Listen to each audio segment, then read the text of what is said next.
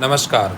आज हम बात करते हैं यदि संवेग यानी p, क्षेत्रफल यानी a और समय यानी t को मूल राशि माना जाए तो ऊर्जा का विमीय सूत्र क्या होगा।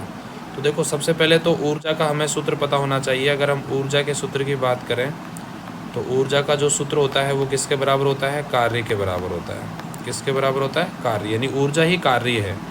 अब हमारा जो कार्य का सूत्र होता है वो होता है F इंटू एक्स। एक्स मेरा यहाँ पे डिस्प्लेसमेंट है, एफ मेरा यहाँ पे फोर्स है।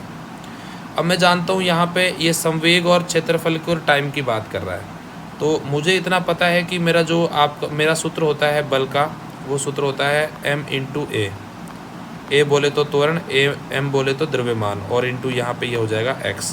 यानी मुझे इनके संवेग p, क्षेत्रफल a और समय t की शब्दों में लाना है ये सब सूत्र। तो मैं अगर देखूँ a का हो जाएगा v अपॉन टी, तो हो जाएगा m इंटू वी अपॉन ये आपका t हो गया, इंटू क्या हो गया आपका x हो गया। यानी ये किसके बराबर चल रहा है अभी? w के बराबर चल रहा है। अब देखो, संवेग का सूत्र होता है मास इंटू वेलोसिटी। संवेग का सूत्र क्या होता है? Mass into velocity. तो देखो, ये मास इंटू वेलोसिटी बन गया। तो अगर मैं यहाँ देखूँ तो मेरा w का जो सूत्र बनता है वो क्या बन गया आपका? p upon T.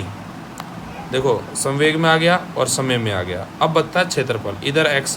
अब देखो, क्षेत्रफल बनाना है ना, तो इसको मैं सकते हो कि हम इसको एक्स स्क्वायर लिख दें और फिर पावर 1/2, एक्स स्क्वायर पावर 1/2, क्योंकि 2 से 2 कट जाएगा तो वापस बचेगा तो वही एक्स ही। तो यहाँ पे w बराबर ये p हो गया, अपॉन में ये आपका t हो गया। भाई टाइम को मैंने t बोल दिया, इसको मैंने क्षेत्रफल बोल दिया a, एक्स स्क्वायर को यानी x इंटू एक्स, यानी लंबाई गुना चौड़ाई। भाई अगर बराबर दोनों है तो वर्ग भी हो सकता है, और इसका क्या हो जाएगा? पावर 1/2। देखो, p की शब्दों में आ गया संवेग, और आपके t के टर्म्स में आ गया ये आपका समय, और a आपका क्षेत्रफल, तो ये आपका क्षेत्रफल के टर्म्स में आ गया। अब इसको अपन सही तरीके से लिखें तो अपन क्या लिख सकते हैं? तो हो जाएगा w is equals to P, तो हो गया आपका 1, t ऊपर आएगा तो t हो जाएगा -1, और a की पावर क्या हो गई आपकी? 1/2। तो इसका आंसर क्या आ गया आपका?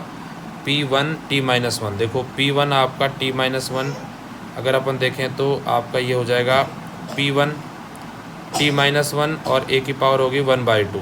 तो आपका D option is the correct option.